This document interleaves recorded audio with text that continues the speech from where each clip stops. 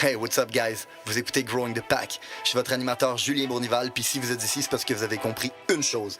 Un autre niveau est possible. Un autre niveau de vie spirituelle, relationnelle, émotionnelle, financier. Un autre niveau est possible et c'est votre devoir d'essayer d'y accéder.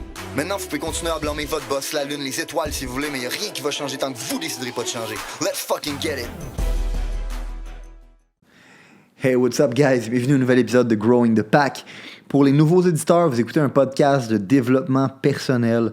C'est un podcast dans lequel je vais vous parler de business, de politique, d'actualité, d'anecdotes. En vrai, mon objectif, c'est de vous partager des principes et des idées qui m'ont permis de changer ma vie et de me développer à la hauteur de mes aspirations.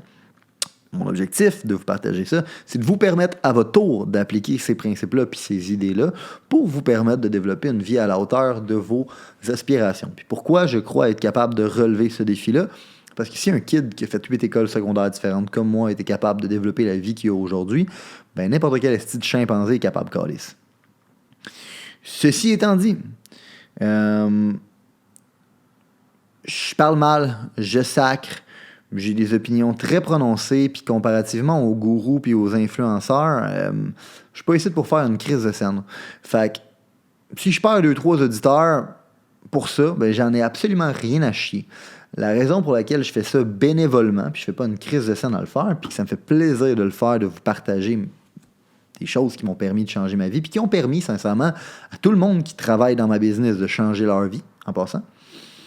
La raison pour laquelle je fais ça, c'est parce que je considère que j'ai une responsabilité morale de vous le partager, parce que je considère que c'est la responsabilité de tout humain de devenir tout ce qu'il peut devenir, de se développer au maximum de son potentiel. Puis si je suis capable de peut-être contribuer à ça un peu dans la vie de d'autres gens, mais je contribue à améliorer notre vie en société. Donc, si ça vous aide, si vous pensez que c'est une mission qui est noble, ben, je vous demande de m'aider à votre tour.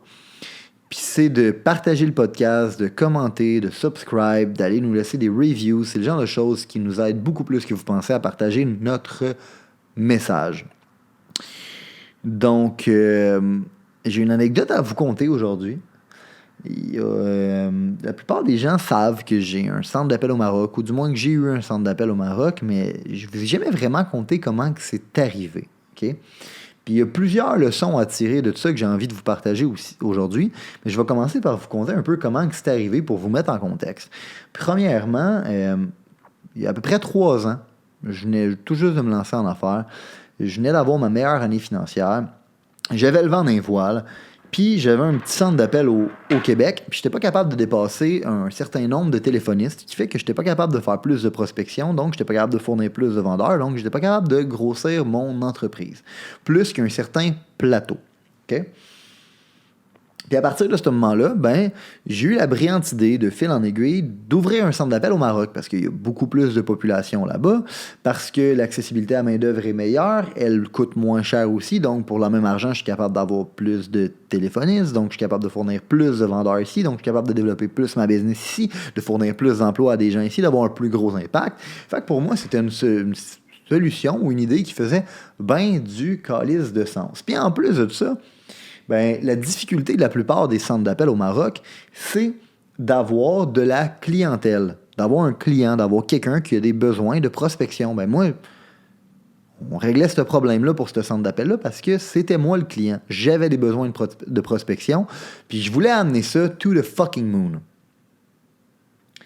Ceci étant dit, vu que on était persuadé que c'était un bon projet, vu qu'on avait le vent dans les voiles, ben on a été all-in. Pour ceux qui me connaissent, j'ai de la misère de toute façon à faire autre chose que d'aller all-in. Mais là, on a vraiment été all-in, puis peut-être pas dans la bonne direction. Okay? C'est important dans la vie, man, de se baisser la tête puis de foncer en avant. Okay? Mais c'est important aussi de le faire de la bonne façon. Puis nous, ben, on a essayé d'être bon avant d'être beau. Okay? On a essayé d'être beau, excusez-moi, avant d'être bon. À l'inverse.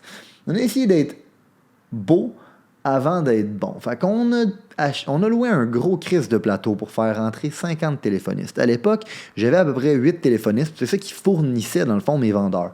Fait qu'à base, j'avais juste besoin commencer avec une dizaine de téléphonistes. Mais on était tellement sûr du projet, on était tellement sûr que ça allait bien fonctionner, qu'on a essayé d'être beau, puis on a pris un gros crise de plateau, on l'a fait monter à la fine pointe de la technologie, puis on voulait attirer de la bonne main-d'œuvre qualifiée, puis on pensait que pour faire ça, il fallait pas être bon, il fallait être beau. Fait qu'on a décidé d'acheter un bus scolaire, ben oui, pour transporter notre staff. Okay? Fait qu'avant même d'avoir fait une crise de scène là-bas, je pense que j'ai dû envoyer à peu près 200 000 $ à quelqu'un que je venais tout juste de rencontrer au Maroc pour bâtir notre centre d'appel. Bon, comme vous pouvez vous en attendre, mais ça l'a pas nécessairement levé comme je pouvais m'y attendre. Puis éventuellement, ben, on a vécu plein de restructurations, on a vécu plein de challenges, puis je vais essayer de cut it short, puis d'aller directement dans le vif du sujet, qui sont les leçons que j'ai apprises à travers ça.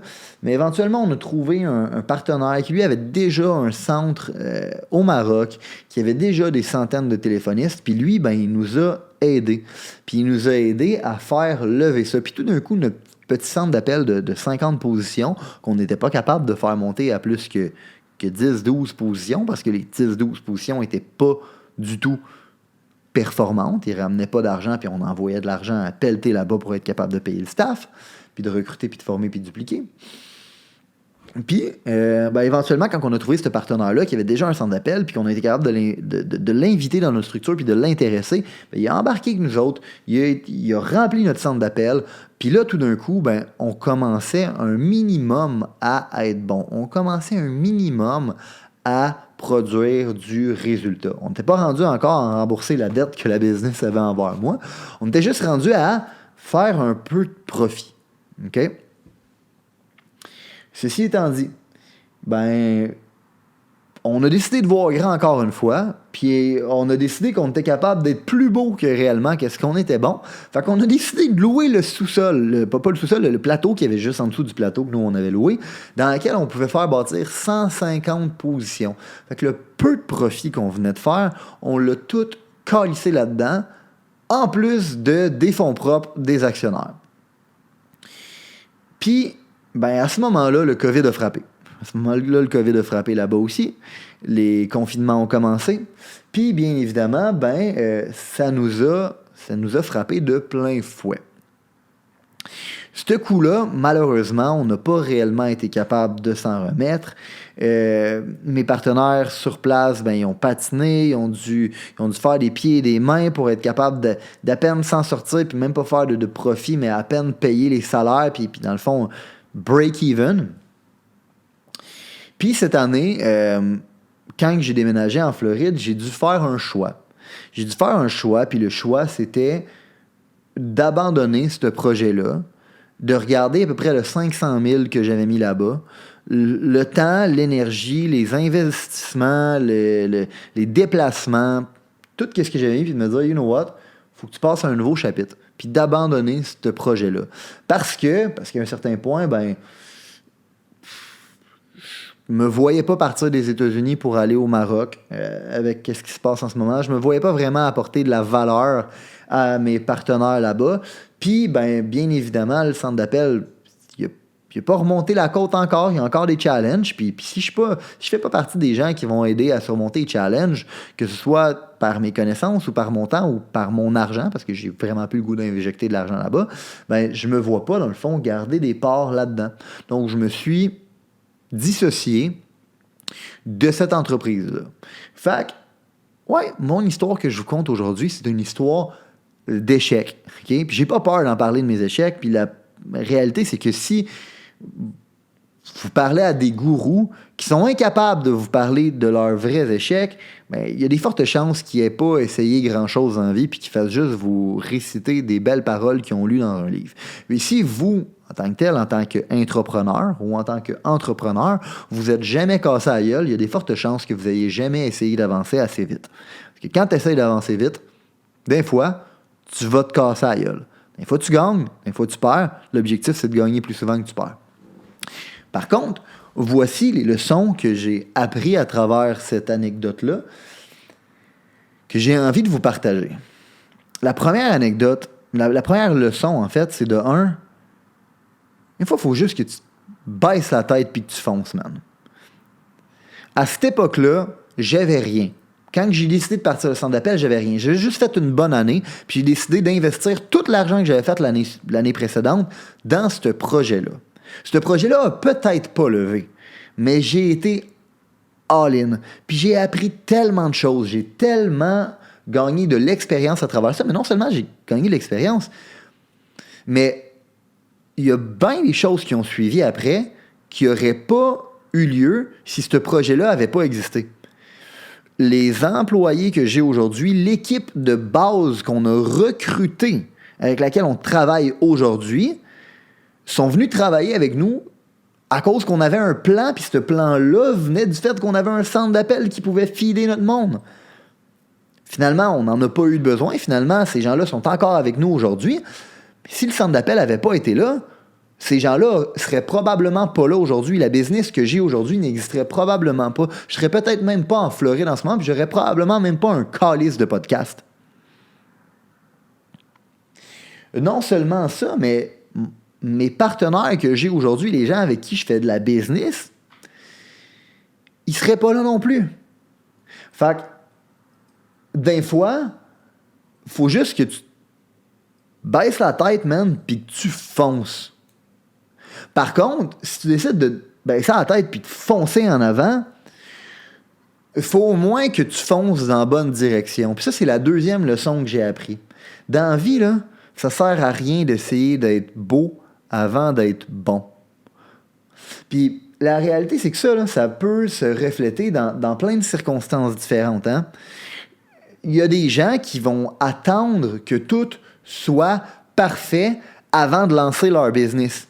Ils attendent d'avoir le script parfait, le site parfait, le branding parfait, toutes les choses parfaites avant de se lancer. Fait que de un, ils n'ont pas écouté la leçon numéro 1 qui est fonce tête baissée, mais de deux, ben, ils sont pris dans cette espèce de principe-là qu'ils n'ont pas encore intégré, qui est, ça sert à rien d'essayer d'être beau avant d'être bon. Parce que de toute façon, la seule façon d'être bon, c'est en faisant. L'expérience vient en faisant. Okay? L'appétit vient en mangeant. C'est la même crise d'affaires. Fait que techniquement, ben, quand tu essaies d'être parfait, avant même d'avoir lancé, ben, ça t'empêche de te rapprocher de la perfection parce que la perfection se fait en se faisant. Fait que si tu ne commences pas à faire, tu n'auras jamais le feedback du marché.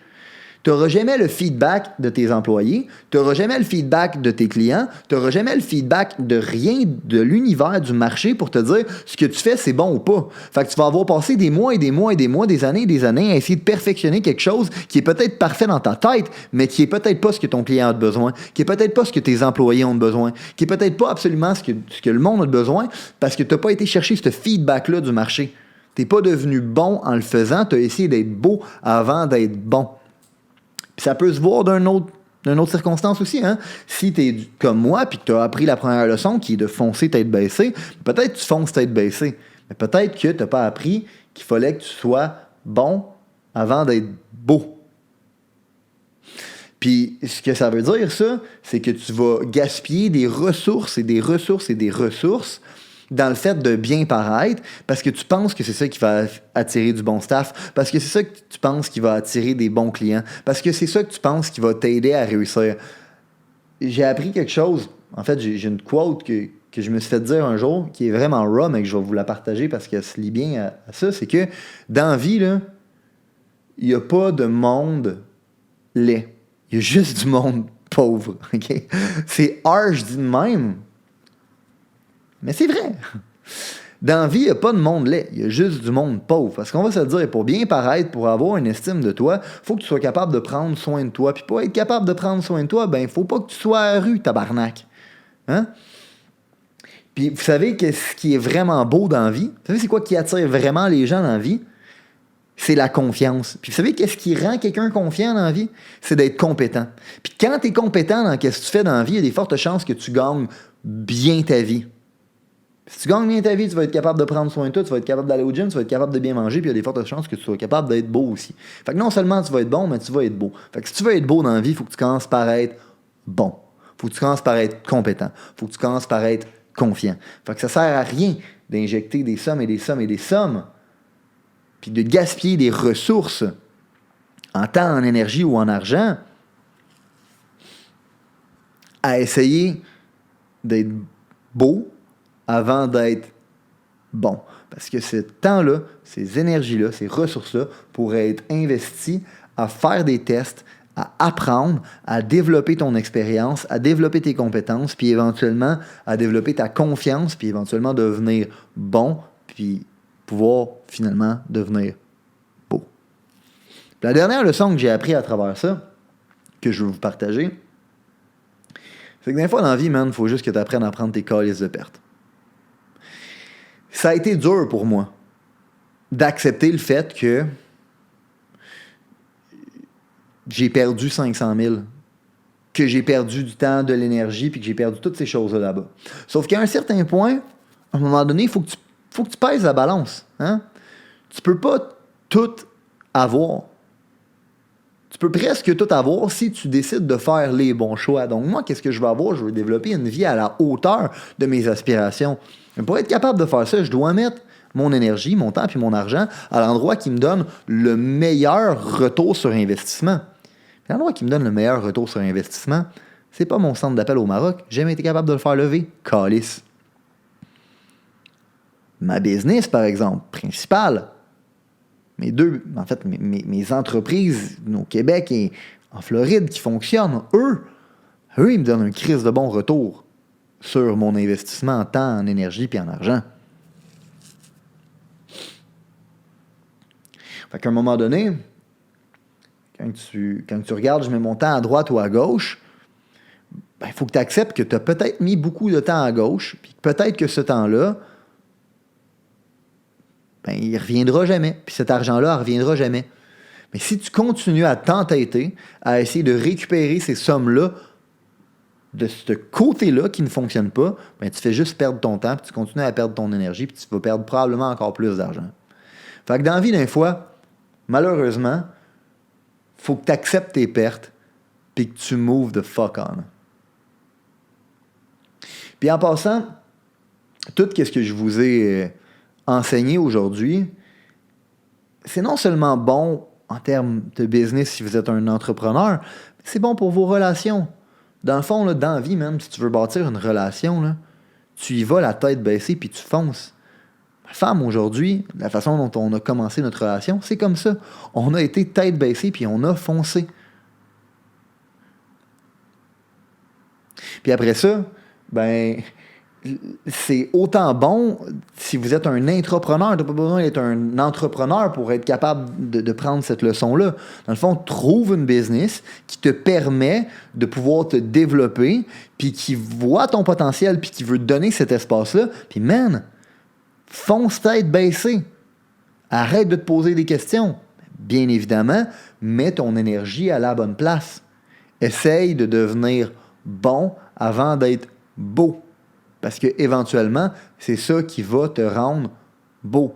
Dans la vie, il faut que tu acceptes de prendre tes fucking pertes, puis que tu moves the fuck on. Même chose si ça fonctionne pour un investisseur, ça fonctionne pour un entrepreneur, ça fonctionne pour un intrapreneur aussi. Ça se peut que tu aies décidé de développer une carrière à quelque part, puis cet endroit-là, you know what? Il ne te laisse pas la possibilité de te développer à la hauteur de tes aspirations. Dans la vie, faut que tu apprennes à prendre tes pertes, à dire, j'ai aidé cette entreprise-là, je l'ai développée, puis you know what, je vais move the fuck on. Mais la beauté de la chose, c'est que si tu apprends à faire ça, techniquement, tu n'es jamais perdant. Tout comme moi avec mon centre d'appel, j'ai peut-être perdu de l'argent, mais j'ai appris énormément. Puis si ce centre d'appel-là n'était pas là, probablement que la business que j'ai aujourd'hui, elle n'existerait pas. Probablement que je ne serais pas en Floride, puis probablement que je ne serais pas en train d'enregistrer un podcast avec vous aujourd'hui. Fait que là-dessus, guys, j'espère que le contenu du podcast peut vous aider dans votre vie, dans vos relations, dans votre carrière, dans votre business, dans peu importe ce que vous avez devant vous. Let's fucking get it.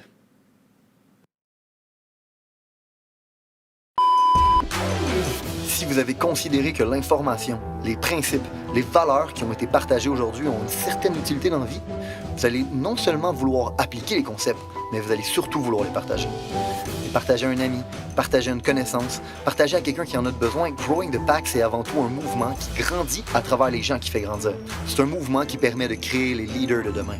C'est seulement grâce aux gens comme vous qui comprennent que le développement du leadership est notre plus gros enjeu qu'on va réellement faire avancer les choses. Je vous remercie pour votre temps. Let's grow the fucking pack!